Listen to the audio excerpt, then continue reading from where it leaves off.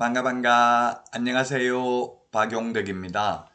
최근 19년간 공인중개사법 기출문제 해설 강의입니다. 29회 9번 문제부터 보겠습니다. 부동산 거래 신고 등에 관한 법령상 외국인 등의 국내 부동산의 취득, 보유 등에 관한 설명으로 틀린 것입니다. 단 헌법과 법률에 따라 체결된 조약의 이행에 필요한 경우는 고려하지 않았다. 1번 대한민국 국적을 보유하고 있지 아니한 자가 토지를 증여받은 경우 계약 체결일로부터 60일 이내 신고해야 된다. 외국인 특례입니다. 우리나라 사람은 증여받은 경우 신고하는 규정 없죠. 근데 외국인은 60일 이내 신고해야 됩니다. 증여계약이나 교환계약은 60일 이내 신고해야 되고요. 매매계약의 경우에는 특례가 적용되지 않기 때문에 외국인이라도 매매계약의 경우 30일 이내 신고해야 됩니다. 매매계약을 하고 30일 이내 신고 안 하면 500만 원 이하의 과태료고요. 외국인 특례에 의해서 교환계약이나 증여계약을 체결하고 60일 이내 신고하지 않는 경우 300만 원 이하의 과태료 대상이 되겠습니다. 2번 외국 법령에 의하여 설립된 법인이 합병을 통해서 부동산을 취득하는 경우 취득한 날로부터 6월 이내에 신고해야 된다. 계약 이외의 원인, 합병, 환매권 행사, 판결, 경매 등의 경우 6개월 이내에 신고를 해야 됩니다. 안 하면 100만 원 이하의 과태료 대상이 되겠습니다.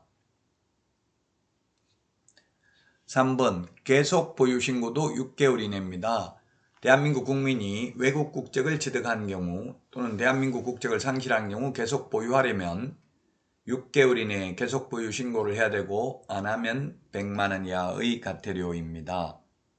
4번 외국 정부가 군사기지 및 군사시설 보호법에 따른 군사시설 보호지역 내 토지를 취득하는 경우에는 국토부 장관 허가받아야 된다. 국토부 장관 허가가 아니라 시장, 군수, 구청장 허가를 받아야 되죠. 신고관청의 허가를 받아야 됩니다. 따라서 4번이 틀린 정답이 되겠습니다. 군문자야. 우리 암기 프린터는 27번에 있죠. 암기 프린터 27번에 보면 군문자야가 있습니다. 군사기지 및 군사시설 보호구역, 문화재 보호구역, 자연환경보전법에 의한 생태경관보전지역, 야생생물특별보호구역에서는 미리 신고관청의 허가를 받아야 됩니다. 그 다음에 5번에 허가를 받아야 되는 지역에서 허가 없이 취득을 하면 효력이 발생하지 않는다. 그렇습니다. 군문자야에서 허가 없이 취득하면 무효가 되겠습니다. 허가 신청하면 15일 이내에 허가 또는 불허가 처분을 해야 됩니다. 자, 10번은 상가 건물임대차보호법인데 틀린 것입니다. 임차인은 임차권 등기명령의 신청과 관련하여 든 비용을 임대인에게 청구할 수 없다 했는데 청구할 수 있습니다. 이건 주택이든 상가든 임차권 등기명령은 똑같습니다. 임차권 등기명령이라는 것은 계약기간이 끝나도 주인이 보증금을 돌려주지 않는 경우에만 할 수 있습니다. 임차권 등기가 두 가지가 있죠. 설정 등기, 명령에 의한 등기가 있는데 임차권 설정 등기는 당사자 간에 합의만 되면 언제든지 가능합니다. 그러나 명령에 의한 등기는 반드시 계약기간이 끝났음에도 불구하고 보증금을 돌려주지 않는 경우에만 할 수 있습니다. 1번이 틀렸고요. 2번 임대차 계약의 당사자가 아닌 이해관계인은 관할 세무서장에게 임대인, 임차인의 인적사항이 기재된 서면의 열람을 요청할 수 없다. 그렇습니다. 거래 당사자만 인적사항은 요청할 수 있습니다. 이해관계인은 인적사항을 제외한 나머지 확정일자 부여일, 사업자 등록 신청한 날 등을 열람할 수 있죠. 3번 임대인의 동의를 받고 전대차 계약을 체결한 전차인은 임차인의 계약갱신 요구권 행사기간 이내의 임차인을 대위하여 임대인에게 계약갱신 요구권을 행사할 수 있다.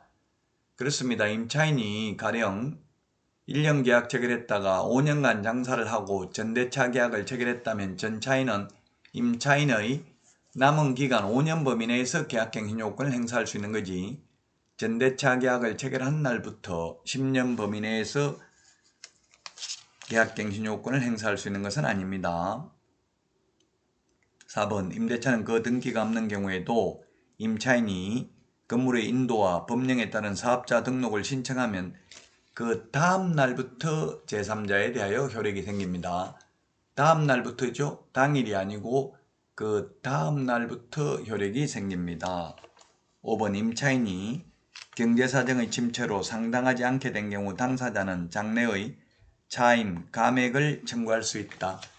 정감 청구할 수 있는데요. 감액도 청구할 수 있고 정액도 청구할 수 있는데 감액에 대해서는 상한선이 없습니다. 횟수 제한도 없습니다. 그러나 정액 청구의 경우 한번 올리고 나면 1년 안에는 다시 정액 불가능하고요.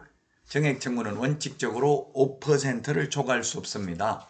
물론 서울에서 환산보증금이 9억을 초과하는 경우에는 시세만큼 올릴 수 있습니다.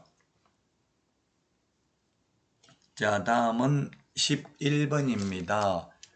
11번도 법인의 겸업 제한 시험에 잘 출제되죠. 법인이 겸업할 수 있는 것은 했는데 기억에 주택 임대관리 및 부동산 임대업, 임대업은 안됩니다. 암기 프린터 24번에 있습니다.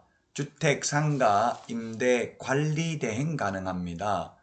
그 다음에 니은에 부동산 이용 개발에 관한 상담업은 가능한데 개발업은 안되죠. 그 다음에 디귿에 보면 중개 의뢰인의 의뢰에 따른 주거 이전에 부수되는 용역 제공, 용역 알선은 가능한데 용역 제공은 안됩니다. 즉 도배이 사업체를 소개해 줄 수는 있는데 도배이 사업체를 직접 운영하는 것은 불가능합니다.